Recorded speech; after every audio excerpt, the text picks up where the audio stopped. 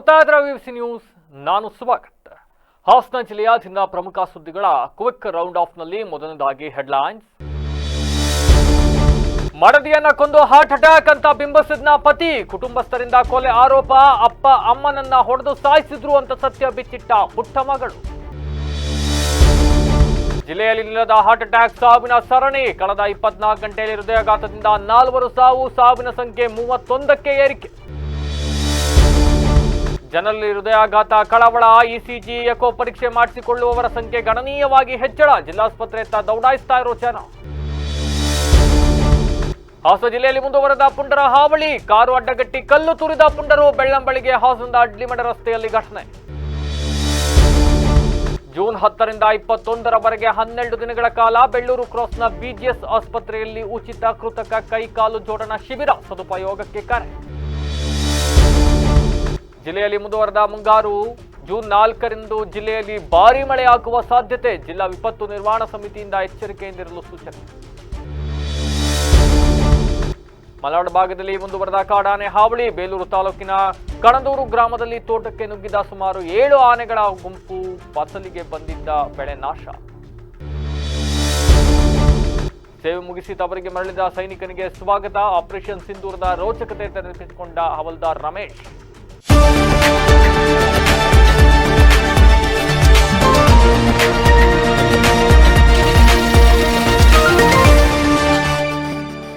ವಾರ್ತೆಗಳ ವಿವರ. ಹಾಸನ ಜಿಲ್ಲೆಯಲ್ಲಿ ದಿನ ಬೆಳಗಾದ್ರೆ ಹಾರ್ಟ್ ಅಟ್ಯಾಕ್ ಅಂತಕ್ಕಂಥ ಸುದ್ದಿ ನಿರಂತರವಾಗಿ ಕೇಳಬೇಕಾದಂತಹ ದುಸ್ಥಿತಿ ಹಾಸನ ಜಿಲ್ಲೆಯ ಜನರಿಗೆ ಬಂದೊದಗಿಬಿಟ್ಟಿದೆ. ಈ ಬೆನ್ನಲ್ಲೇ ಹಾಸನ ಜಿಲ್ಲೆಯಲ್ಲಿ ಹಾರ್ಟ್ ಅಟ್ಯಾಕಿನ ಸಾವಿನ ಸರಣಿ ಮುಂದುವರಿತಾ ಇರ್ತಕ್ಕಂಥದ್ದು. ಅಂಡ್ ಈ ಸಾವಿನ ಸರಣಿಯನ್ನೇ ಹೈಜಾಕ್ ಮಾಡಿಕೊಂಡ ಪತಿರಾಯನೊಬ್ಬ ತನ್ನ ಪತ್ನಿಯನ್ನ ತಾನೇ ಕೊಂದು ಹಾರ್ಟ್ ಅಟ್ಯಾಕ್ ಅಂತ ಬಿಂಬಿಸುವ ಪ್ರಯತ್ನವನ್ನ ನಡೆಸಿದ್ದಾನೆ ಅಂತಕ್ಕಂಥ ಆರೋಪ ಕೇಳಿ ಬಂದಿದೆ. ಎಸ್, ಏನಿದು ಘಟನೆ ಅಂತ ನೋಡ್ತಾ ಹೋದ್ರೆ, ಶಾರದಾ ಮತ್ತೆ ಪ್ರಸನ್ನ ಅಂತಕ್ಕಂಥವ್ರು ಬೇಲೂರು ತಾಲೂಕಿನ ಕೆಲ್ಲಳ್ಳಿ ಅಂತಕ್ಕಂಥ ಗ್ರಾಮದವರು. ಇಬ್ಬರು ಒಂದೇ ಗ್ರಾಮದವರು. ಇಬ್ಬರು ಒಬ್ಬರೊಬ್ಬರನ್ನ ಪ್ರೀತಿಸಿ ರಿಜಿಸ್ಟರ್ ಮ್ಯಾರೇಜ್ ಮೂಲಕ ವಿವಾಹವಾಗಿರ್ತಾರೆ. ಅಂಡ್ ಅಂತರ್ಜಾತಿ ವಿವಾಹವಾಗಿದ್ದ ಇಬ್ಬರು ಕೂಡ ಪ್ರಾರಂಭದಲ್ಲಿ ಜೀವನ ಬಹಳ ಚೆನ್ನಾಗಿ ನಡೀತಾ ಇರುತ್ತೆ. ಅದಾದ ನಂತರ ಇತ್ತೀಚಿನ ದಿನಗಳಲ್ಲಿ ಇಬ್ಬರ ನಡುವೆ ಸಾಕಷ್ಟು ವಿರಸ ಎದುರಾಗಿತ್ತು ಅಂತಕ್ಕಂಥದ್ದನ್ನ ಅವರ ಕುಟುಂಬಸ್ಥರು ಹೇಳ್ತಾರೆ. ಪ್ರತಿನಿತ್ಯ ಕುಡ್ಕೊಂಡ್ಬಂದು ಒಂದಿಲ್ಲೊಂದು ಕಾರಣಕ್ಕೆ ಪ್ರಸನ್ನ ಶಾರದರ ಮೇಲೆ ಹಲ್ಲೆಯನ್ನ ಮಾಡ್ತಾ ಇದ್ದನಂತೆ. ಅಂತೆಯೇ ಯಾವುದೋ ಒಂದು ಇದರಲ್ಲಿ ಸಾಲವನ್ನು ಕೂಡ ಪಡೆದಿದ್ರಂತೆ. ಲಾರಿಯನ್ನ ಪರ್ಚೇಸ್ ಮಾಡಬೇಕು ಅಂತಕ್ಕಂಥ ಉದ್ದೇಶದಿಂದ. ಕಾರಣ, ಪ್ರಸನ್ನ ಲಾರಿ ಡ್ರೈವರ್. ಅಂಡ್ ಈ ಸಾಲವನ್ನ ತೀರಿಸುವ ವಿಚಾರಕ್ಕೆ ಶಾರದಾ ಮತ್ತೆ ಆತನ ಗಂಡ ಪ್ರಸನ್ನ ನಡುವೆ ನಿರಂತರವಾಗಿ ಗಲಾಟೆಗಳು ನಡೀತಾ ಇತ್ತು. ಪ್ರಸನ್ನ ಶಾರದಳ ಮೇಲೆ ನಿರಂತರವಾಗಿ ಹಲ್ಲೆಯನ್ನ ಮಾಡ್ತಾ ಇದ್ದ ಅಂತಕ್ಕಂಥದ್ದು ಇದಕ್ಕೆ ಸಾಕ್ಷೀಕರಿಸುವಂತೆ ಈ ಹಿಂದೆ ಬೇಲೂರು ಠಾಣೆಯಲ್ಲಿ ಒಮ್ಮೆ, ಚಿಕ್ಕಮಗಳೂರಿನಲ್ಲೊಮ್ಮೆ, ಹಾಸನದ ಜಿಲ್ಲಾ ಪೊಲೀಸ್ ವರಿಷ್ಠಾಧಿಕಾರಿಗಳ ಕಚೇರಿಗೆ ಒಮ್ಮೆ ಶಾರದಾ ಪ್ರಸನ್ನ ವಿರುದ್ಧ ದೂರನ್ನ ದಾಖಲಿಸಿದ್ರು. ತನಗೆ ನಿರಂತರವಾಗಿ ಪ್ರಸನ್ನ ಕಿರುಕುಳವನ್ನ ಕೊಡ್ತಾ ಇದ್ದಾನೆ ಅಂತ. ಅಂಡ್ ಬಾಳಪ್ಪ ಈ ಸಹವಾಸ ಪ್ರಸನ್ನಂದು ಅಂತ ಹೇಳಿ ಶಾರದಾ ತವರು ಮನೆಗೆ ಬಂದ್ರೆ ಪ್ರಸನ್ನ ಆಗ್ಲೂ ಕೂಡ ಸುಮ್ಮನಿರ್ತಾ ಇರಲಿಲ್ವಂತೆ. ಬದಲಾಗಿ ಶಾರದನ್ನ ಜೊತೆ ಕಳಿಸ್ಕೊಡ್ಬೇಕು, ಇಲ್ಲ ಅಂದ್ರೆ ನಾನು ವಿಷ ಕುಡಿದು ಸಾವನ್ನಪ್ತೀನಿ ಅಂತಕ್ಕಂಥ ಗೊಡ್ಡು ಬೆದರಿಕೆಯನ್ನ ಹಾಕ್ತಾ ಇದ್ದ. ಪ್ರತಿ ಬಾರಿ ಗಲಾಟೆ ಮಾಡಿಕೊಂಡು ತವರು ಮನೆಗೆ ಶಾರದಾ ಬಂದಾಗ್ಲೂ ಕೂಡ ಊರಿನ ಮುಖ್ಯಸ್ಥರ ಸಮ್ಮುಖದಲ್ಲಿ, ಕುಟುಂಬಸ್ಥ ಹಿರಿಯರ ಸಮ್ಮುಖದಲ್ಲಿ ಇಬ್ಬರ ನಡುವೆ ರಾಜಿ ಪಂಚಾಯಿತಿ ಆಯ್ತಾ ಇತ್ತು. ಶಾರದನ್ನ ಕಳಿಸ್ಕೊಡ್ತಾ ಇದ್ರು. ಮತ್ತೆ ಇದೇ ಪ್ರಸಂಗ ನಡೀತಾ ಇತ್ತು. ಇತ್ತೀಚೆಗೆ 3 ದಿನಗಳ ಹಿಂದೆ ಶಾರದಾ ತನ್ನ ಸಂಬಂಧಿಕರಿಗೆ ಕರೆ ಮಾಡಿ ನನಗೆ ನಿರಂತರವಾಗಿ ಹಲ್ಲೆ ಮಾಡ್ತಾ ಇದ್ದಾನೆ ಅಂತಕ್ಕಂಥದ್ದನ್ನು ಕೂಡ ಹೇಳಿಕೊಂಡಿದ್ದರಂತೆ. ಇದೆಲ್ಲ ಪಾರ್ಟ್ 1 ಆಗಿ ಇದನ್ನು ಕಟ್ ಮಾಡಿ ಪಾರ್ಟ್ 2ನ ನಾವು ನೋಡ್ತಾ ಹೋದ್ರೆ, ಇದಾಗಿ 2-3 ದಿನಗಳ ಹಿಂದೆ ಪ್ರಸನ್ನ ಶಾರದಾ ಸಂಬಂಧಿಕರಿಗೆ ಕರೆ ಮಾಡ್ತಾರಂತೆ.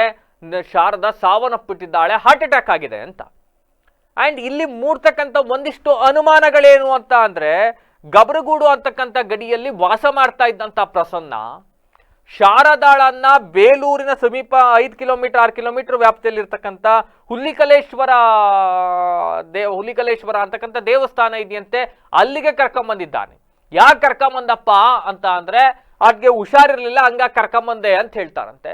ದೇವಸ್ಥಾನಕ್ಕೆ ಕರೆದುಕೊಂಡು ಬಂದ ಸಂದರ್ಭದಲ್ಲಿ ಹಾರ್ಟ್ ಅಟ್ಯಾಕ್ ಆಗಿದೆ ಅಂತಕ್ಕಂಥದ್ದು ಪ್ರಸನ್ನ ನಂಬಿಸಿರ್ತಕ್ಕಂಥ ಕತೆ ಅನ್ನೋದು ಅವರ ಕುಟುಂಬಸ್ಥರು ಹೇಳ್ತಾ ಇದ್ದಾರೆ. ಆದ್ರೆ ಹುಷಾರಿಲ್ಲ ಅನ್ನೋದಾದ್ರೆ, ಎದೆನೋವು ಬಂದಿದ್ರೆ ಬೇಲೂರಿಗೆ 5 ಕಿಲೋಮೀಟರ್ ದೇವಸ್ಥಾನಕ್ಕೆ ಕರ್ಕೊಂಬರೋದ್ ಬದಲಾಗಿ 5 ಕಿಲೋಮೀಟರ್ ಹಾಸ್ಪಿಟ್ಲಿಗೆ ಕರ್ಕೊಂಡು ಹೋಗ್ಬೋದಾಗಿತ್ತು.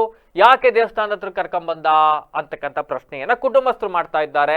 ಹೀಗಾಗಿ ಉಸಿರುಗಟ್ಟಿ ಸಾಯಿಸಿರಬಹುದು, ಹಲ್ಲೆ ಮಾಡಿ ಸಾಯಿಸಿರಬಹುದು. ಒಟ್ಟಿನಲ್ಲಿ ಇದು ಹಾರ್ಟ್ ಅಟ್ಯಾಕ್ ಅಲ್ಲ, ಕೊಲೆ ಕೊಲೆ ಕೊಲೆ ಅಂತಕ್ಕಂಥದ್ದನ್ನ ಕುಟುಂಬಸ್ಥರು ಆರೋಪ ಮಾಡ್ತಾ ಇದ್ದಾರೆ.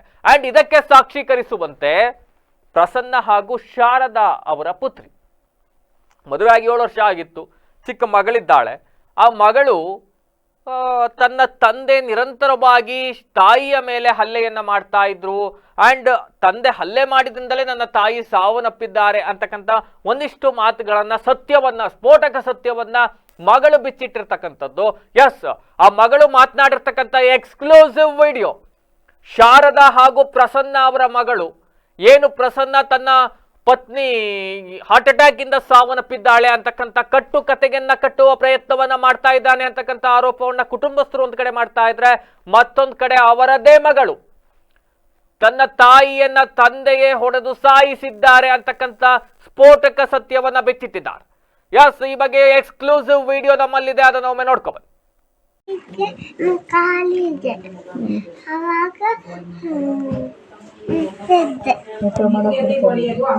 ಊಟ ಮಾಡಕ್ ಬಿಟ್ಟಿರ್ಲಿಲ್ಲ. ಎರಡಕ್ಕೂ ನಮ್ಮ ಅಮ್ಮನ ಕೈಯಲ್ಲಿ ಜಗಳಾಡೋದು. ಅದಕ್ಕೆ ಪೊಲೀಸ್ ಸ್ಟೇಷನ್ಗೆ ತಕೊಂಡ್ ಹೋಗಿದ್ದಾರೆ. ಅದಕ್ಕೆ ನಾನು ಇಲ್ಲಿಗೆ ಬಂದೆ. ನಮ್ಮ ಅಮ್ಮಗೂ ಹೊಡೆಯೋದು ಅವಾಗ. ನಂಗೆ ಹೊಡೆಯೋದು, ಅಮ್ಮಗೂ ಹೊಡೆಯೋದು. ಅನ್ನನ ಬಿಡ್ತಿರ್ಲಿಲ್ಲ. ಅಕ್ಕಂತ ಕೊಡ್ತೀಯ, ಬೇರಪ್ಪ ಕೊಡ್ತೀಯ? ಬೇರಪ್ಪಕ್ಕೆ. ನಾನು ದೊಡ್ಡಲ್ಲಾದ್ಮೇಲೆ ಅಮ್ಮ ಬರೀತಾರೆ. ದೊಡ್ಡಲ್ಲಾದ್ಮೇಲೆ ಅಮ್ಮ ಬರೀ. ಎಸ್, ಒಬ್ಬರನ್ನ ಒಬ್ಬರು ಪ್ರೀತಿಸಿ ಅಂತರ್ಜಾತಿ ವಿವಾಹವಾಗಿದ್ದರು. ಇದಾದ ನಂತರ ಕೊನೆಯ ಘಟ್ಟದಲ್ಲಿ ಒಂದಿಷ್ಟು ಸಾಲದ ವಿಚಾರಕ್ಕೆ ಸಂಬಂಧಪಟ್ಟಂತೆ, ಸಾಲವನ್ನ ತೀರಿಸುವ ವಿಚಾರಕ್ಕೆ ಸಂಬಂಧಪಟ್ಟಂತೆ ಇಬ್ಬರ ನಡುವೆ ಮೈವನಸಿ ಆಗ್ತಾ ಇತ್ತು, ಗಲಾಟೆ ನಡೀತಾ ಇತ್ತು.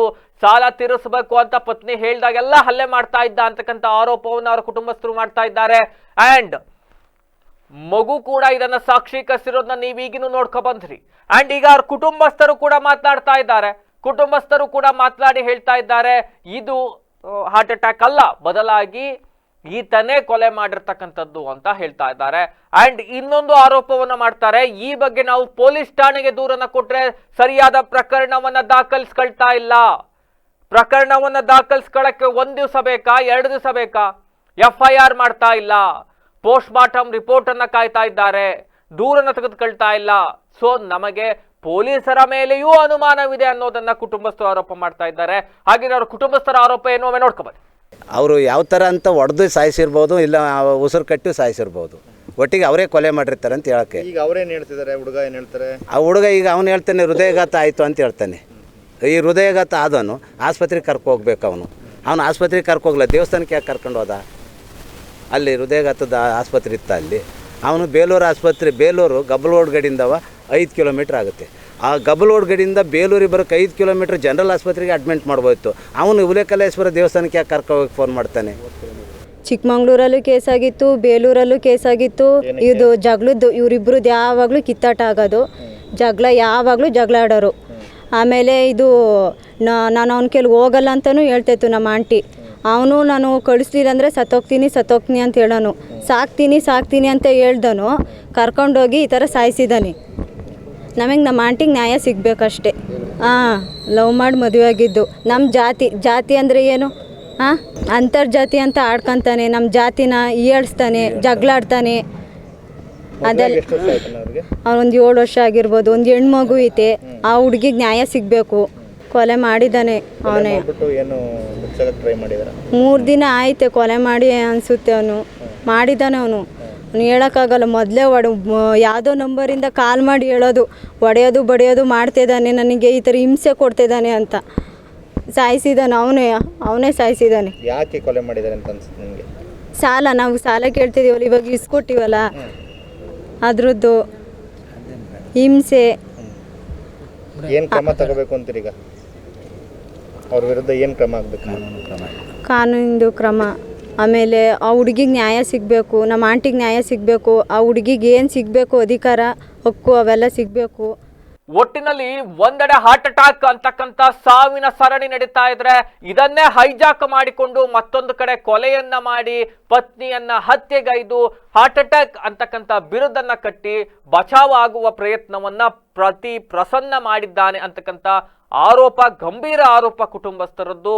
ಸದ್ಯ ಹಾಸನದ ಜಿಲ್ಲಾಸ್ಪತ್ರೆಯಲ್ಲಿ ಹಾಸನ ಜಿಲ್ಲಾಸ್ಪತ್ರೆ ಶವಗಾರದಲ್ಲಿ ಈಗ ಮರಣೋತ್ತರ ಪರೀಕ್ಷೆ ನಡೆಸಲಾಗ್ತಾ ಇದೆ. ಬಹುತೇಕ ಇವತ್ತು ತಡ ಆಗಿರೋದ್ರಿಂದ ನಾಳೆ ನಡೆಯಬಹುದೇನೋ, ಐ ಡೋಂಟ್ ನೋ, ಇವತ್ತೇ ಆಗಬಹುದು ನಾಳೆ ಆಗಬಹುದು ಅಂತ. ಸೊ ಅಸಲಿಗೆ ಶಾರದಾ ಅವರ ಸಾವು ಹೃದಯಾಘಾತದಿಂದಲೇ ಸಂಭವಿಸಿರುವುದೋ ಅಥವಾ ಹೃದಯಾಘಾತದ ಟ್ರೆಂಡ್ನಲ್ಲಿ ಹೃದಯಾಘಾತದ ಹೆಸರನ್ನ ಮೇಲಿಟ್ಟುಕೊಂಡು ಪ್ರಸನ್ನಾಳೆ ತನ್ನ ಪತ್ನಿಯನ್ನ ಕೊಲೆಗೈದನೋ, ಇವೆಲ್ಲವಕ್ಕೂ ಕೂಡ ಮರಣೋತ್ತರ ಪರೀಕ್ಷೆಯ ನಂತರವೇ ಉತ್ತರ ಸಿಗಬೇಕಾಗತ್ತೆ. ಸದ್ಯದ ಮಟ್ಟಕ್ಕೆ ಇಲ್ಲಿ ಏನ್ ನಡೀತಾ ಇದೆ ಇವೆಲ್ಲವೂ ಕೂಡ ಆರೋಪ ಆರೋಪ ಆರೋಪ. ಆದರೆ ತನ್ನ ಸ್ವಂತ ಪುತ್ರಿ ಮಗಳು ತನ್ನ ತಂದೆಯೇ ಸಾಯಿಸಿದ್ದಾರೆ ಅಂತಕ್ಕಂಥ ಸ್ಫೋಟಕ ಸತ್ಯವನ್ನು ಕೂಡ ಮತ್ತೊಂದು ಕಡೆ ಬಿಚ್ಚಿಟ್ಟಿರ್ತಕ್ಕಂಥದ್ದು. ಸೊ ಇವೆಲ್ಲವಕ್ಕೂ ಕೂಡ ಅಂತಿಮವಾದ ಉತ್ತರ ಮರಣೋತ್ತರ ಪರೀಕ್ಷೆ ನಂತರವೇ ತಿಳಿಯಬೇಕಾಗತ್ತೆ. ಇನ್ನು ಹಾಸನ ಜಿಲ್ಲೆಯಲ್ಲಿ ಹೃದಯಾಘಾತದಿಂದ ಸರಣಿ ಸಾವು ಮುಂದುವರೆದ ಇದೆ. ಕಳೆದ 24 ಗಂಟೆಯಲ್ಲಿ 4 ಹೃದಯಾಘಾತಕ್ಕೆ ಬಲಿಯಾಗಿ ಹೋಗಿದ್ದಾರೆ. 53 ವರ್ಷದ ಸಂಪತ್ ಕುಮಾರ್, 70 ವರ್ಷದ ವಿರೂಪಾಕ್ಷ, 41 ವರ್ಷದ ಸಂತೋಷ್, 72 ವರ್ಷದ ದೇವಮ್ಮ ಮೃತಪಟ್ಟಿದವರು. ಹಾಸನ ನಗರದ ಕರಿಗೌಡ ಕಾಲೋನಿಯ ನಿವಾಸಿ ಸಂಪತ್ ಕುಮಾರ್ಗೆ ದಿಢೀರ್ ಎದೆನೋವು ಕಾಣಿಸಿಕೊಂಡಿದೆ. ಕೂಡಲೇ ಅವರನ್ನ ಕುಟುಂಬಸ್ಥರು ಹಾಸನದ ಹಿಮ್ಸ್ ಆಸ್ಪತ್ರೆಗೆ ಕರೆದೊಯ್ದಿದ್ದಾರೆ. ಚಿಕಿತ್ಸೆ ಫಲಕಾರಿಯಾಗದೆ ಆಸ್ಪತ್ರೆಯಲ್ಲಿ ಸಂಪತ್ ಕುಮಾರ್ ಸಾವನ್ನಪ್ಪಿದ್ದಾರೆ. ಇನ್ನು ಸಕಲೇಶಪುರ ತಾಲೂಕಿನ ಬೆಳಗೋಡು ಹೋಬಳಿ ಚಿಕ್ಕನಾಯಕನಹಳ್ಳಿ ಗ್ರಾಮದ ಸಿಬಿ ವಿರೂಪಾಕ್ಷ ಅವರಿಗೆ ಕಳೆದ ರಾತ್ರಿ 11:30 ಸುಮಾರಿನಲ್ಲಿ ಎದೆನೋವು ಕಾಣಿಸಿಕೊಂಡಿದೆ. ಕೂಡಲೇ ಅವರನ್ನ ಕುಟುಂಬಸ್ಥರು ಸಕಲೇಶಪುರದ ಕಾರ್ಫರ್ಡ್ ಆಸ್ಪತ್ರೆಗೆ ಕರೆದೊಯ್ದಿದ್ದರು. ಆದರೆ ಆಸ್ಪತ್ರೆಗೆ ಸಾಗಿಸುವ ಮಾರ್ಗ ಮಧ್ಯೆ ಕೊನೆಯುಸಿರೆಳೆದಿದ್ದಾರೆ. ಇನ್ನು ಗ್ರಾಮ ಪಂಚಾಯತಿ ಸದಸ್ಯ ಹೃದಯಾಘಾತಕ್ಕೆ ಬಲಿಯಾಗಿರುವ ಘಟನೆ ಆಲೂರು ತಾಲೂಕಿನ ಕಲ್ಲಾರೆ ಗ್ರಾಮದಲ್ಲಿ ನಡೆದಿದೆ. ಸಂತೋಷ್ 41 ವರ್ಷ ಹೃದಯಾಘಾತದಿಂದ ಮೃತಪಟ್ಟ ವ್ಯಕ್ತಿ. ರಾತ್ರಿ ಮಲಗಿದ್ದಾಗಿದ್ದಲೇ ಹೃದಯಾಘಾತವಾಗಿದೆ. ಬೆಳಗ್ಗೆ ಮೇಲೇಳಲಿದ್ದಾಗ ಕುಟುಂಬಸ್ಥರು ನೋಡಿದ್ದು ಕೂಡಲೇ ಅವರನ್ನ ಹಾಸನದ ಖಾಸಗಿ ಆಸ್ಪತ್ರೆಗೆ ಕರೆತಂದಿದ್ದಾರೆ. ಅಷ್ಟರಲ್ಲಿ ಹೃದಯಾಘಾತದಿಂದ ಸಂತೋಷ್ ಮೃತಪಟ್ಟಿದ್ರು ಅಂತ ತಿಳಿದು ಬಂದಿದೆ. ಇನ್ನು ಸಂತೋಷ್ ಕೆರಗೋಡು ಗ್ರಾಮ ಪಂಚಾಯತಿಯ ಸದಸ್ಯರಾಗಿದ್ದು ಕುಟುಂಬಸ್ಥರ ಆಕ್ರಂದನ ಮಗುಲು ಮುಟ್ಟಿತ್ತು. ಮತ್ತೊಂದು ಪ್ರಕರಣದಲ್ಲಿ ಹೃದಯಾಘಾತದಿಂದ ವೃದ್ಧೆ ಸಾವನ್ನಪ್ಪಿರುವ ಘಟನೆ ಸಕಲೇಶಪುರ ತಾಲೂಕಿನಲ್ಲೇ ನಡೆದಿರತಕ್ಕಂಥದ್ದು. ಅರೆಕೆರೆ ಗ್ರಾಮದಲ್ಲಿ ನಡೆದಿದೆ. ದೇವಮ್ಮ 72 ವರ್ಷ ಇವರಿಗೆ ಹೃದಯಾಘಾತಕ್ಕೆ ಬಲಿಯಾಗಿರ್ತಕ್ಕಂಥ ವೃದ್ಧೆ ಇವರು. ದೇವಮ್ಮ ಮನೆಯಲ್ಲಿದ್ದ ವೇಳೆ ಅವರಿಗೆ ಎದೆನೋವು ಕಾಣಿಸಿಕೊಂಡಿದೆ. ಎದೆನೋವು ಹೆಚ್ಚಾಗುತ್ತಲೇ ಬೆಂಗಳೂರಿನ ಜಯದೇವ ಆಸ್ಪತ್ರೆಗೆ ತೆರಳಿ ವೈದ್ಯರಿಂದ ಸಲಹೆಯನ್ನ ಪಡೆದು ಚಿಕಿತ್ಸೆಯನ್ನ ಪಡೆದು ಔಷಧಿ ಪಡೆದು ಗ್ರಾಮಕ್ಕೆ ವಾಪಸ್ಸಾಗಿದ್ರು. ಎದೆನೋವು ಅಂತ ಹೆಚ್ಚಾಗಿತ್ತು, ಹಂಗಾಗಿ ಬೆಂಗಳೂರಿಗೆ ಕರ್ಕೊಂಡೋಗಿದ್ದು ಜಯದೇವ ಆಸ್ಪತ್ರೆಗೆ ಚಿಕಿತ್ಸೆ ಪಡ್ಕೊಂಡಿದ್ದಾರೆ, ವೈದ್ಯರು ಸಲಹೆ ಪಡ್ಕೊಂಡಿದ್ದಾರೆ, ಔಷಧಿ ಪಡ್ಕೊಂಡು ಗ್ರಾಮಕ್ಕೆ ವಾಪಸ್ಸಾಗಿದ್ದಾರೆ. ಆದ್ರೆ ಬೆಂಗಳೂರಿಂದ ಗ್ರಾಮಕ್ಕೆ ವಾಪಸ್ ಆಗುವ ಮಾರ್ಗ ಮಧ್ಯೆ ಸಾವನ್ನಪ್ಪು ಬಿಟ್ಟಿದ್ದಾರೆ. ಒಟ್ಟಿನಲ್ಲಿ ಹಾಸನ ಜಿಲ್ಲೆಯ ಹೃದಯಾಘಾತದಿಂದ ಮೃತಪಟ್ಟವರ ಸಂಖ್ಯೆ ಈ ಮೂಲಕ ಇಲ್ಲಿವರೆಗೂ 31ಕ್ಕೆ ಏರಿಕೆಯಾಗಿದ್ದು ಜಿಲ್ಲೆಯ ಜನರಲ್ಲಿ ಮತ್ತಷ್ಟು ಆತಂಕವನ್ನು ಹೆಚ್ಚಿಸಿದೆ. ಇನ್ನು ಇತ್ತೀಚೆಗೆ ಹಾಸನ ಜಿಲ್ಲೆಯಲ್ಲಿ ಹೃದಯಾಘಾತ ಮತ್ತಿತರ ಕಾರಣಗಳಿಂದ ಸಾವು ಹೆಚ್ಚಾಗ್ತಾ ಇರ್ತಕ್ಕಂಥ ಹಿನ್ನೆಲೆಯಲ್ಲಿ ಇಸಿಜಿ ಮತ್ತೆ ಎಕೋ ಪರೀಕ್ಷೆ ಮಾಡಿಸಿಕೊಳ್ಳುವವರ ಸಂಖ್ಯೆ ದಿಢೀರ್ ಅಂತ ಏರಿಕೆ ಆಗಿ ಹೋಗ್ಬಿಟ್ಟಿದೆ. ಹೌದು, ಈ ಹಿಂದೆ ದಿನಕ್ಕೆ 600ರಿಂದ 700 ಮಂದಿ ಪರೀಕ್ಷೆ ಮಾಡಿಕೊಳ್ತಾ ಇದ್ರಂತೆ. ಆದ್ರೆ ಇದೀಗ ದಿನಕ್ಕೆ 1000ಕ್ಕೂ ಹೆಚ್ಚು ಜನ ಹಾಸನದ ಹಿಮ್ಸ್ ಆಸ್ಪತ್ರೆಯಲ್ಲಿ ಪರೀಕ್ಷೆ ಮಾಡಿಸ್ಕೊಳಕ್ ಬರ್ತಾ ಇದ್ದಾರೆ ಅಂತ ಹೇಳಿ ಹಿಮ್ಸ್ನ ನಿರ್ದೇಶಕರಾಗಿರ್ತಕ್ಕಂಥ ಡಾಕ್ಟರ್ ರಾಜಣ್ಣ ಅವರು ತಿಳಿಸಿದ್ದಾರೆ.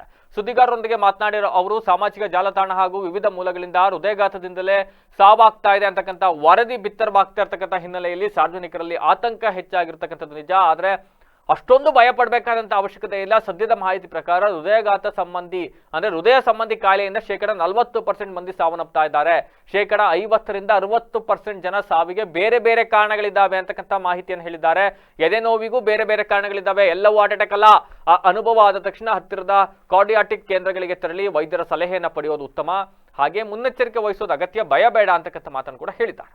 ಹಾಸನ ಜಿಲ್ಲೆಯ ವಿವಿಧೆಡೆ ಪುಂಡರ ಹಾವಳಿ ಮಿತಿ ಮೀರಿ ಹೋಗಿದೆ. ಮೊನ್ನೆ ಅಷ್ಟೇ ನಾವೆಲ್ಲ ನೋಡಿದ್ವಿ, ಸಕಲೇಶಪುರ ತಾಲೂಕಿನ ಬಾಳುಪೇಟೆ ಬಳಿ ಚಲಿಸ್ತಾ ಇದ್ದ ಕಾರಿನ ಡೋರ್ನ ತಗ್ಸಿ ಅಲ್ಲಿ ಲಾರಿ ಚಾಲಕನ ಮೇಲೆ ಲಾಠಿಯಿಂದ ಹಲ್ಲೆ ಮಾಡಿ ಆಮೇಲೆ ಆತನ ಇದ್ದಂತ ಹಣ ಗಿಣ ಎಲ್ಲ ದೋಚಿ ಪರಾರಿಯಾಗಿದ್ದ ಪುಂಡರು ಈಗ ಪೊಲೀಸರ ಅತಿಥಿಯಾಗಿದ್ದಾರೆ. ಈ ಪ್ರಕರಣ ಮಾಸುವ ಮೆನ್ನಲ್ಲೇ ಇದೀಗ ಹಾಸನ ನಗರದ ಪೆನ್ಷನ್ ಮೊಹಲ ಪೊಲೀಸ್ ಠಾಣೆ ವ್ಯಾಪ್ತಿಯ ಸರಸ್ವತಿಪುರಂನಲ್ಲಿ ಇಂದು ಬೆಳಗ್ಗೆ ಮುಂಜಾನೆ 4:40 ಸಂದರ್ಭದಲ್ಲಿ ಕಾರ್ನಲ್ಲಿ ಚಲಾಯಿಸ್ತಾ ಇದ್ದಂತ ಚಾಲಕನನ್ನ ಪುಡಿ ರೌಡಿಗಳು ಅಟ್ಟಾಡಿಸಿ ಗ್ಲಾಸ್ ಅನ್ನ ಒಡೆದು ಬೆದರಿಕೆ ಹಾಕಿರ್ತಕ್ಕಂಥ ಘಟನೆ ವರದಿಯಾಗಿದೆ. ಪುನೀತ್ ಅಂತಕ್ಕಂಥವರು ಅಡ್ಲಿ ಮನೆಯಿಂದ ಟಯೋಟಾ ಇಟಿಎಸ್ ಕಾರ್ನಲ್ಲಿ MG ರಸ್ತೆಗೆ ಪಿಕಪ್ ಮಾಡಕ್ಕೆ ಅಂತ ವೇಗವಾಗಿ ಬರ್ತಾ ಇದ್ರಂತೆ. ಈ ವೇಳೆ ಮೊದಲೇ ಬೈಕ್ ನಲ್ಲಿ ಹೊಂಚು ಹಾಕಿ ಕಾಯ್ತಾ ಇದ್ದಂತ 3 ಜನ ಪುಂಡರು ಏಕಾಏಕಿ ಕಾರ್ನ ಅಡ್ಡ ಹಾಕಿ ಚಾಲಕನ ಮೇಲೆ ಹಲ್ಲೆಗೆ ಮುಂದಾಗಿದ್ದಾರೆ. ಈ ವೇಳೆ ಕಾರಿನ ಗ್ಲಾಸ್ ಒಡೆದು ದುರ್ವರ್ತನೆಯನ್ನು ತೋರಿದ್ದಾರೆ. ಇದರಿಂದ ಗಾಬರಿಗೊಂಡ ಚಾಲಕ ಎಡಬದಿಯಿಂದಲೇ ಅತಿ ವೇಗವಾಗಿ ಕಾರ್ನ ಚಲಾಯಿಸಿಕೊಂಡು ಮುಂದಕ್ಕೆ ಹೋಗಿದ್ದಾನೆ. ಆದ್ರೂ ಬಿಡದ ಪುಂಡರು ಟೂಲ್ಸು ಕಲ್ಲಿಂದ ಕಾರನ್ನ ಬೆನ್ನಹಟ್ಟಿ ಅದನ್ನ ಒಡೆಯುವ ಪ್ರಯತ್ನವನ್ನ ಮಾಡಿದ್ದಾರೆ. ಆದರೆ ಕಾರು ಚಾಲಕನ ಸಮಯ ಪ್ರಜ್ಞೆಯಿಂದ ಆತ ತಪ್ಪಿಸ್ಕೊಂಡಿದ್ದಾನೆ. ಇನ್ನು ಈ ದೃಶ್ಯಾವಳಿಗಳೆಲ್ಲವೂ ಕೂಡ CC ಕ್ಯಾಮೆರಾದಲ್ಲಿ ಸೆರೆ ಆಗಿದೆ. ಹಾಸನ ಜಿಲ್ಲೆಯಲ್ಲಿ ನಿರಂತರವಾಗಿ ಪುಂಡರ ಹಾವಳಿ ಹೆಚ್ಚಾಗ್ತಲೇ ಇದೆ. ಮೊನ್ನೆ ಅಷ್ಟೇ ನಡೆದ ಪ್ರಕರಣ ನಾವು ನೋಡುತ್ತೀವಿ. ಟ್ರಕ್ ಅನ್ನ ಓವರ್ಟೇಕ್ ಮಾಡ್ಕೊಬಂದು ಅಡ್ಡಗಟ್ಟಿ ಹಲ್ಲೆ ಮಾಡಿ ದುಡ್ಡನ್ನ ಕಿತ್ಕೊಂಡು ಹೋಗಿದ್ರು. ಇದಾದ ಬೆನ್ನಲ್ಲೇ ಹಾಸನದಲ್ಲಿ ಬೆಳಗಿನ ಜಾವ 4:15 ಹಾಸನದ ಸರಸ್ವತಿಪುರ ಮುಖ್ಯ ರಸ್ತೆಯಲ್ಲಿ ಕಾರು ಚಾಲಕ ಹೋಗ್ಬೇಕಾದ್ರೆ ಬೆಳ್ಳಂಬೆಳಿಗ್ಗೆ 4:15 ಟೈಮಲ್ಲಿ ಹಲ್ಲೆ ಮಾಡ್ತಾರೆ, ಕಾರನ್ನ ಅಡ್ಡಗಟ್ತಾರೆ ಅನ್ನೋದಾದ್ರೆ ಹಾಸನದಲ್ಲಿ ಯಾವ ಮಟ್ಟದ ಸೇಫ್ಟಿ ಇದೆ ಅನ್ಕೊಳ್ಳೋಣಪ್ಪ ನಾವು. ಯಾವ ಸೇಫ್ಟಿ ಇದೆ ಹಾಸನದಲ್ಲಿ? ಯಾವುದೋ ಮಧ್ಯರಾತ್ರಿ ಆಯ್ತು, ಯಾವುದೋ ಜನನಿಬಿಡ ಪ್ರದೇಶ, ಅಲ್ಲಿ ಯಾರು ಓಡಾಡೋದಿಲ್ಲ, ಇಂಥ ಸ್ಥಳದಲ್ಲಿ ಅಡ್ಡ ಹಾಕಿದ್ರು ಅಂತ ಅಂದ್ರೆ ಫೈನ್.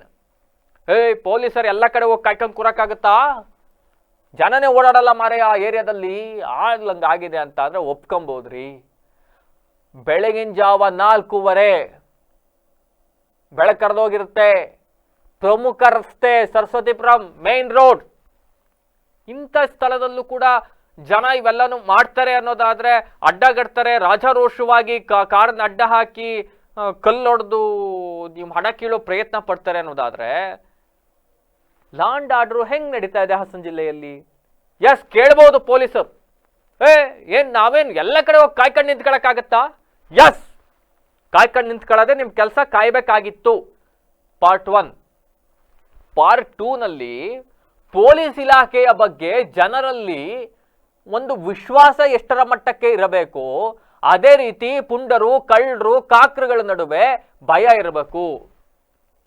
ಪೊಲೀಸರು ನಮ್ಮನ್ನು ಅರೆಸ್ಟ್ ಮಾಡ್ಬಿಡ್ತಾರಪ್ಪ, ಪೊಲೀಸರು ಶಿಕ್ಷೆ ಕೊಡ್ತಾರಪ್ಪ, ಪೊಲೀಸರಿದ್ದಾರಪ್ಪ ಅನ್ನೋ ಭಯ ಕಳ್ಳರು, ಪುಂಡರು, ಪುಡಿ ರೌಡಿಗಳಲ್ಲಿರಬೇಕು.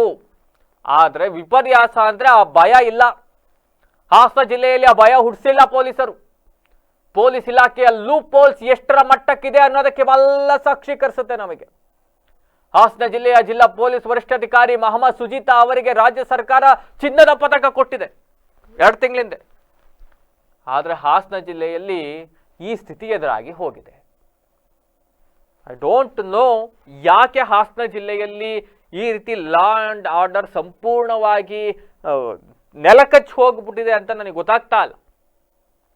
ಹಾಸನ ಜಿಲ್ಲೆಯ ಬಹುತೇಕ 4 ರಿಂದ 5 ಜನ ಶಾಸಕರು ಈ ಜಿಲ್ಲಾ ಪೊಲೀಸ್ ವರಿಷ್ಠಾಧಿಕಾರಿಗಳ ಕಾರ್ಯವ್ಯಾಪ್ತಿ, ಕಾರ್ಯವೈಖರಿ ಸರಿ ಇಲ್ಲ ಅಂತ ಹೇಳಿ ರಾಜ್ಯ ಸರ್ಕಾರಕ್ಕೆ ಪತ್ರ ಬರೆದಿದ್ದಾರೆ. ನನ್ನ ಪ್ರಕಾರ ಅವತ್ತು ಪತ್ರಿಕಾಗೋಷ್ಠಿ ಮಾಡಿದ್ರು ಎಚ್ ಡಿ ರೇವಣ್ಣ ಅವರು.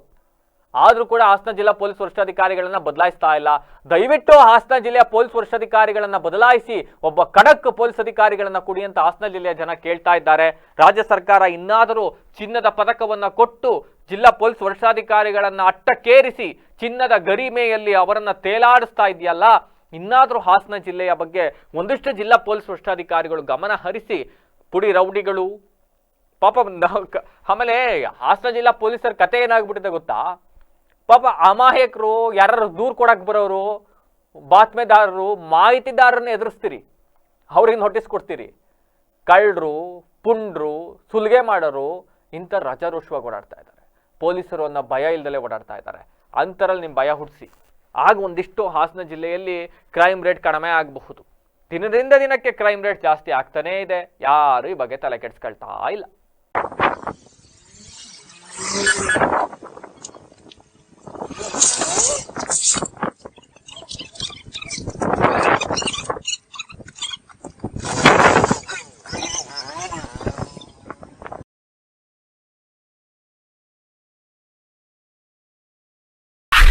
ಇನ್ನು ಇದೇ ತಿಂಗಳು ಜೂನ್ 10 ರಿಂದ 21ರವರೆಗೆ 12 ದಿನಗಳ ಕಾಲ ಉಚಿತ ಕೃತಕ ಕೈಕಾಲು ಜೋಡಣಾ ಶಿಬಿರವನ್ನು ಏರ್ಪಡಿಸಲಾಗಿದೆ ಅಂತ BGS ಆಸ್ಪತ್ರೆಯ ವೈದ್ಯಾಧಿಕಾರಿ GH ಸೋಮಶೇಖರ್ ಅವರು ತಿಳಿಸಿದ್ದಾರೆ.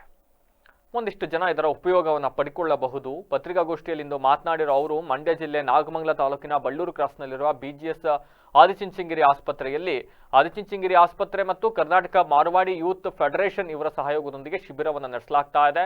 ವಿವಿಧ ಅಪಘಾತಗಳಲ್ಲಿ ಕೈಕಾಲನ್ನು ಕಳೆದುಕೊಂಡಿರುವವರಿಗೆ ಹಾಗೂ ವಿವಿಧ ಕಾಯಿಲೆಗಳಿಂದ ಅಂಗವಿಕಲರಾಗಿರುವವರಿಗೆ ಕೃತಕ ಕೈ ಮತ್ತು ಕಾಲುಗಳನ್ನು ಅಳವಡಿಸಲಾಗುವುದು. ಈ ವೇಳೆ ಅವರ ಅಳತೆ ಪಡೆದು ಅಗತ್ಯ ಇರೋರಿಗೆ ಸೂಕ್ತ ಉಪಕರಣಗಳನ್ನು ಉಚಿತವಾಗಿ ವಿತರಿಸಲಾಗುವುದು ಅಂತ ಹೇಳಿದ್ದಾರೆ. ಜೈ ಶ್ರೀ ಗುರುದೇವ್. ಆದಿಚುಂಚನಗಿರಿ ಆಸ್ಪತ್ರೆ ಮತ್ತು ಕರ್ನಾಟಕ ಮಾರ್ವಾಡೀಸ್ ಯೂತ್ ಫೆಡರೇಷನ್ ಇವರ ಸಂಯುಕ್ತ ಆಶ್ರಯದಲ್ಲಿ ಪರಮಪೂಜ್ಯ ಜಗದ್ಗುರು ಶ್ರೀ ಶ್ರೀ ಶ್ರೀ ಡಾಕ್ಟರ್ ಬಾಲಗಂಗಾಧರನಾಥ ಸ್ವಾಮೀಜಿಯವರ ಕೃಪಾ ಆಶೀರ್ವಾದದೊಂದಿಗೆ ಪರಮಪೂಜ್ಯ ಜಗದ್ಗುರು ಶ್ರೀ ಶ್ರೀ ಶ್ರೀ ಡಾಕ್ಟರ್ ನಿರ್ಮಲಾನಂದನಾಥ ಮಹಾಸ್ವಾಮೀಜಿಯವರ ಹುಟ್ಟುಹಬ್ಬದ ಅಂಗವಾಗಿ ಆದಿಚುಂಚನಗಿರಿ ಆಸ್ಪತ್ರೆಯಲ್ಲಿ ಉಚಿತ ಕೃತಕ ಕೈ ಮತ್ತು ಕಾಲು ಜೋಡಣಾ ಶಿಬಿರವನ್ನು ದಿನಾಂಕ 10/7/2025ರಿಂದ 20/7/2025ರವರೆಗೆ ಕಾರ್ಯಕ್ರಮವನ್ನು ಹಮ್ಮಿಕೊಳ್ಳಲಾಗಿದೆ. ಈ ಒಂದು ಕೃತಕ ಕೈ ಮತ್ತು ಕಾಲು ಜೋಡಣಾ ಶಿಬಿರದಲ್ಲಿ ಅಪಘಾತ ಮತ್ತು ಇನ್ನಿತರ ಕಾಯಿಲೆಗಳಿಂದ ತಮ್ಮ ಅಂಗಗಳನ್ನು ಇನ್ನು ಹಾಸನ ಜಿಲ್ಲೆಯಲ್ಲಿ ಮಲೆನಾಡು ಭಾಗ ಸೇರಿದಂತೆ ಸಾಕಷ್ಟು ಭಾಗಗಳಲ್ಲಿ ನಿರಂತರವಾಗಿ ಮಳೆ ಹೊಡಿತಾನೆ ಇದೆ. ಈ ನಡುವೆ ಭಾರತೀಯ ಹವಾಮಾನ ಇಲಾಖೆ ಸಂದೇಶದಂತೆ ಜೂನ್ 4ರಂದು ಅಂದ್ರೆ ನಾಳೆ ಹಾಸನ, ಕೊಡಗು ಹಾಗೂ ಬೆಳಗಾವಿ ಜಿಲ್ಲೆಗಳಲ್ಲಿ ಅತಿ ಹೆಚ್ಚು ಮಳೆಯಾಗುವ ಸಾಧ್ಯತೆ ಇದೆ ಅಂತ ಹೇಳಿ ಮುನ್ನೆಚ್ಚರಿಕೆಯನ್ನು ನೀಡಲಾಗಿದೆ. ಜಿಲ್ಲೆಯ ಕೆಲವೊಂದು ಭಾಗಗಳಲ್ಲಿ ಭಾರೀ ಮಳೆಯಾಗುವ ಸಂಭವವಿದ್ದು ಸಾರ್ವಜನಿಕರು ಅಗತ್ಯ ಎಚ್ಚರಿಕೆ ವಹಿಸಿ ಕೆರೆ, ಕಟ್ಟೆ ಹಾಗೂ ನದಿ ಪಾತ್ರದ ಹತ್ತಿರ ಜನರು ಹೋಗದಿರುವಂತೆ ಸೂಚನೆಯನ್ನು ನೀಡಲಾಗಿದೆ. ಇನ್ನು ಜಿಲ್ಲೆಯಲ್ಲಿ ಗುಡ್ಡ ಕುಸಿಯುವ ಪ್ರಕರಣಗಳು ಸಂಭವಿಸುವ ಸಾಧ್ಯತೆ ಇರೋದ್ರಿಂದ ಜಿಲ್ಲೆಯ ಜನರು ಎಚ್ಚರಿಕೆಯಿಂದ ಇರಬೇಕು. ಅಂಡ್ ನದಿಯಲ್ಲಿ ನೀರಿನ ಹರಿಯುವಿಕೆ ಹೆಚ್ಚಾಗೋದ್ರಿಂದ ನದಿ ಪಾತ್ರದ ಪ್ರದೇಶಗಳಲ್ಲಿ ವಾಸ ಇರತಕ್ಕಂಥವರು ಸುರಕ್ಷಿತ ಸ್ಥಳಗಳಿಗೆ ತೆರಳಬೇಕು ಅಂತ ಹೇಳಿ ಸೂಚನೆಯನ್ನು ನೀಡಲಾಗಿದೆ. ಇನ್ನು ತುರ್ತು ಸಂದರ್ಭದಲ್ಲಿ ವಿಪತ್ತು ನಿರ್ವಹಣಾ ಕೊಠಡಿ ಸಂಖ್ಯೆ ನೋಟ್ ಮಾಡ್ಕೊಳ್ಳಿ 08172261111 ಮತ್ತೆ ಉಚಿತ ಸಹಾಯವಾಣಿ 1077ಗೆ ಕರೆ ಮಾಡಬಹುದು ಅಂತ ಜಿಲ್ಲಾಧಿಕಾರಿ ಲತಾ ಕುಮಾರಿ ಅವರು ತಿಳಿಸಿದ್ದಾರೆ. ಮಲೆನಾಡು ಭಾಗದಲ್ಲಿ ಆನೆಗಳ ಹಾವಳಿಯಿಂದ ಸಾಕಷ್ಟು ಬೆಳೆ ಹಾನಿ ಆಗ್ತಲೇ ಇದೆ. ಇದರಿಂದ ಫಸಲಿಗೆ ಬಂದಂತ ಬೆಳೆಗಳು ಕಾಡಾನೆಗಳ ತುಳಿತಕ್ಕೆ ನಾಶವಾಗಿ ಸಂಪೂರ್ಣ ಬೆಳೆ ನೆಲಕಚ್ಚಿದೆ. ಇದರ ಬಗ್ಗೆ ಅರಣ್ಯ ಇಲಾಖೆ ಅವರಿಗೆ ಗೊತ್ತಿದ್ದರೂ ಕೂಡ ಕೈ ಚೆಲ್ಲಿ ಕೈಲಾಗದೆ ಏನೂ ಮಾಡಲಾಗದ ಪರಿಸ್ಥಿತಿಗೆ ತಲುಪಿಬಿಟ್ಟಿದ್ದಾರೆ. ಹೌದು, ಬೇಲೂರು ತಾಲೂಕಿನ ಅರೆಹಳ್ಳಿ ಹೋಬಳಿಯ ಕಣದೂರು ಗ್ರಾಮದಲ್ಲಿ ಸುಮಾರು 7 ಆನೆಗಳ ಗುಂಪೊಂದು ಕಾಫಿ ತೋಟಕ್ಕೆ ನುಗ್ಗಿ ಮೆಣಸಿನ ಬಳ್ಳಿ ಸೇರಿದಂತೆ ಇತರ ಬೆಳೆಗಳನ್ನ ಹಾಗೂ ಗದ್ದೆಗೆ ನುಗ್ಗಿ ಅಪಾರ ಪ್ರಮಾಣದ ಬೆಳೆಯನ್ನ ನಾಶಪಡಿಸಿದ್ದಾವಂತೆ. ಈ ಕಾಫಿ ತೋಟದ ರಾಜು ಅವರಿಗೆ ಸೇರಿದ್ದಾಗಿದ್ದು ಕಷ್ಟಪಟ್ಟು ಸಾಲ ಸೋಲ ಮಾಡಿ ಬೆಳೆದ ಬೆಳೆಗಳು ಆನೆಗಳ ಹಾವಳಿಯಿಂದ ಸಂಪೂರ್ಣವಾಗಿ ನಾಶ ಆಗಿ ಹೋಗಿದೆ. ಅಲ್ಲದೆ ಇದರಿಂದ ದೊಡ್ಡ ಸಮಸ್ಯೆ ಎದುರಾಗಿದ್ದು ಬದುಕೋದೇ ದುಸ್ತರವಾಗಿದೆ ಅಂತ ಅಲ್ಲಿಯ ಗ್ರಾಮಸ್ಥರು ಅಳಲನ್ನು ತೋಡ್ಕೊಂಡಿದ್ದಾರೆ. ಇನ್ನು ಬೆಳೆ ನಷ್ಟದಿಂದ ಸರ್ಕಾರ ಆನೆ ಹೊಟ್ಟೆಗೆ ಅರಕಾಸಿನ ಮಜ್ಜಿಗೆ ಅನ್ನಂಗೆ ಏನೋ ಒಂದಿಷ್ಟು ಪರಿಹಾರ ಕೊಟ್ಟು ಕೈ ತೊಳ್ಕೊಂಡ್ಬಿಡುತ್ತೆ. ಅರಣ್ಯ ಇಲಾಖೆಯವರು ಆನೆ ಓಡಿಸೋದ್ರಲ್ಲೇ ಕಾಲ ಕಳೀತಾ ಇದ್ದಾರೆ, ಶಾಶ್ವತ ಪರಿಹಾರ ಕಲ್ಪಿಸ್ತಾ ಇಲ್ಲ ಅಂತ ಹೇಳಿ ಅಳಲನ್ನು ತೋಡಿಕೊಂಡಿದ್ದಾರೆ. ಹಾಸನ ನಗರದಲ್ಲಿಂದು 22 ವರ್ಷಗಳ ಕಾಲ ಭಾರತೀಯ ಸೇನೆಯಲ್ಲಿ ಕಾರ್ಯನಿರ್ವಹಿಸಿ ಜಿಲ್ಲೆಗೆ ಹಿಂದಿರುಗಿದ ಹವಲ್ದಾರ್ ರಮೇಶ್ HR ಅವರಿಗೆ ಮಾಜಿ ಸೈನಿಕರು ಹಾಗೂ ಬಿಟಿಕೊಪ್ಪಲು ನಿವಾಸಿಗಳು ಅದ್ದೂರಿಯಾಗಿ ಸ್ವಾಗತವನ್ನು ಕೋರಿದ್ದಾರೆ. ಇನ್ನು ಹವಲ್ದಾರ್ ರಮೇಶ್ ಅವರು 22 ವರ್ಷಗಳ ಕಾಲ ಸೇನೆಯಲ್ಲಿ ಸೇವೆಯನ್ನು ಸಲ್ಲಿಸಿ ಇವತ್ತು ವಾಪಸ್ ಆಗಿದ್ದಾರೆ. ಈ ಹಿನ್ನೆಲೆಯಲ್ಲಿ ಹಾಸನದ ಡೈರಿ ಸರ್ಕಲ್ನಲ್ಲಿ ಅವರಿಗೆ ಹೂಗುಚ್ಛವನ್ನು ನೀಡಿ ಓಪನ್ ಜೀಪ್ನಲ್ಲಿ ಮೆರವಣಿಗೆಯನ್ನು ನಡೆಸಿ ಅದ್ದೂರಿಯಾಗಿ ಸ್ವಾಗತವನ್ನು ಕೋರಿದ್ದಾರೆ. ಈ ಸಂದರ್ಭದಲ್ಲಿ ಮಾತನಾಡಿರ್ತಕ್ಕಂಥ ರಮೇಶ್ ಅವರು ತಾವು ಆಪರೇಷನ್ ಸಿಂಧೂರದ ರೋಚಕವಾಗಿ ನಡೆದಂಥ ಆಪರೇಷನ್ ಸಿಂಧೂರ ಕಾರ್ಯಾಚರಣೆ ಬಗ್ಗೆಯೂ ಕೂಡ ಮಾತನಾಡಿದ್ದಾರೆ.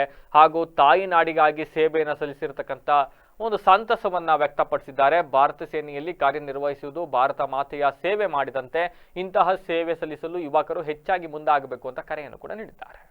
ಸರ್, ಎಲ್ಲರಿಗೂ ತುಂಬ ಧನ್ಯವಾದ. ನನ್ನ ಹೆಸರು ಹವಲ್ದಾರ್ ರಮೇಶ್ HR ಅಂತ. 501 ಏರ್ ಡಿಫೆನ್ಸ್ ಮಿಸೈಲ್ ರೆಜಿಮೆಂಟಲ್ಲಿ ನಾನು 22 ವರ್ಷ ಸರ್ವಿಸ್ ಮಾಡಿ ಮತ್ತೆ ನಮ್ಮ ತಾಯ್ನಾಡಾದಂಥ ಹಾಸನ ಜಿಲ್ಲೆಗೆ ವಾಪಸ್ ಬಂದಿದ್ದೀನಿ. ತುಂಬ ಖುಷಿ ಆಗ್ತಾಯಿದೆ ನಿಮ್ಮೆಲ್ಲರೂ ನೋಡಿ, ಯಾಕೆಂದರೆ ನಮ್ಮ ಮಾಜಿ ಸೈನಿಕರು ಆಗಲಿ ಮತ್ತು ನಮ್ಮ ಊರಿನ ಜನಸ್ಥರು ಮತ್ತು ಬಿಟಿಕೊಪ್ಪಲು ಗ್ರಾಮಸ್ಥರು ಎಲ್ಲ ಬಂದು ನನಗೆ ತುಂಬ ಸಂತೋಷ ಆಗಿದೆ ನನಗೆ ನೋಡಿ.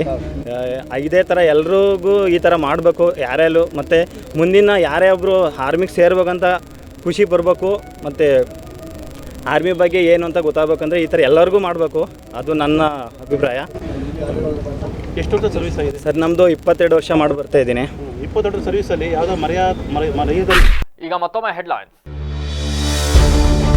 ಮಡದಿಯನ್ನ ಕೊಂದು ಹಾರ್ಟ್ ಅಟ್ಯಾಕ್ ಅಂತ ಬಿಂಬಿಸಿದ್ನ ಪತಿ, ಕುಟುಂಬಸ್ಥರಿಂದ ಕೊಲೆ ಆರೋಪ. ಅಪ್ಪ ಅಮ್ಮನನ್ನ ಹೊಡೆದು ಸಾಯಿಸಿದ್ರು ಅಂತ ಸತ್ಯ ಬಿಚ್ಚಿಟ್ಟ ಪುಟ್ಟ ಮಗಳು. ಜಿಲ್ಲೆಯಲ್ಲಿ ನಿಲ್ಲದ ಹಾರ್ಟ್ ಅಟ್ಯಾಕ್ ಸಾವಿನ ಸರಣಿ. ಕಳೆದ 24 ಗಂಟೆಯಲ್ಲಿ ಹೃದಯಾಘಾತದಿಂದ 4 ಸಾವು, ಸಾವಿನ ಸಂಖ್ಯೆ 31ಕ್ಕೆ ಏರಿಕೆ. ಜನರಲ್ಲಿ ಹೃದಯಾಘಾತ ಕಳವಳ. ಇಸಿಜಿ ಎಕೋ ಪರೀಕ್ಷೆ ಮಾಡಿಸಿಕೊಳ್ಳುವವರ ಸಂಖ್ಯೆ ಗಣನೀಯವಾಗಿ ಹೆಚ್ಚಳ. ಜಿಲ್ಲಾಸ್ಪತ್ರೆಯತ್ತ ದೌಡಾಯಿಸ್ತಾ ಇರೋ ಜನ. ಹಾಸನ ಜಿಲ್ಲೆಯಲ್ಲಿ ಮುಂದುವರೆದ ಪುಂಡರ ಹಾವಳಿ. ಕಾರು ಅಡ್ಡಗಟ್ಟಿ ಕಲ್ಲು ತೂರಿದ ಪುಂಡರು. ಬೆಳ್ಳಂಬಳಿಗೆ ಹಾಸನದ ಅಡ್ಲಿಮಠ ರಸ್ತೆಯಲ್ಲಿ ಘಟನೆ. ಜೂನ್ 10ರಿಂದ 21ರವರೆಗೆ 12 ದಿನಗಳ ಕಾಲ ಬೆಳ್ಳೂರು ಕ್ರಾಸ್ನ ಬಿಜಿಎಸ್ ಆಸ್ಪತ್ರೆಯಲ್ಲಿ ಉಚಿತ ಕೃತಕ ಕೈಕಾಲು ಜೋಡಣಾ ಶಿಬಿರ. ಸದುಪಯೋಗಕ್ಕೆ ಕರೆ. ಜಿಲ್ಲೆಯಲ್ಲಿ ಮುಂದುವರೆದ ಮುಂಗಾರು. ಜೂನ್ 4ರಂದು ಜಿಲ್ಲೆಯಲ್ಲಿ ಭಾರೀ ಮಳೆಯಾಗುವ ಸಾಧ್ಯತೆ. ಜಿಲ್ಲಾ ವಿಪತ್ತು ನಿರ್ವಹಣಾ ಸಮಿತಿಯಿಂದ ಎಚ್ಚರಿಕೆಯಿಂದಿರಲು ಸೂಚನೆ. ಮಲೆನಾಡು ಭಾಗದಲ್ಲಿ ಮುಂದುವರೆದ ಕಾಡಾನೆ ಹಾವಳಿ. ಬೇಲೂರು ತಾಲೂಕಿನ ಕಣದೂರು ಗ್ರಾಮದಲ್ಲಿ ತೋಟಕ್ಕೆ ನುಗ್ಗಿದ ಸುಮಾರು 7 ಆನೆಗಳ ಗುಂಪು. ಫಸಲಿಗೆ ಬಂದಿದ್ದ ಬೆಳೆ ನಾಶ. ಸೇವೆ ಮುಗಿಸಿ ತವರಿಗೆ ಮರಳಿದ ಸೈನಿಕನಿಗೆ ಸ್ವಾಗತ. ಆಪರೇಷನ್ ಸಿಂಧೂರದ ರೋಚಕತೆ ತೆರೆದುಕೊಂಡ ಹವಲ್ದಾರ್ ರಮೇಶ್. ಇದಾಗಿತ್ತು ಹೊತ್ತಿನ ವಿಶೇಷ. ನಿರಂತರ ಸುದ್ದಿಗಾಗಿ ನೋಡ್ತಾರೆ ವಿವಿಸಿ ಟಿವಿ, ಸತ್ಯದ ಕಡೆ ನಮ್ಮ ನಡೆ.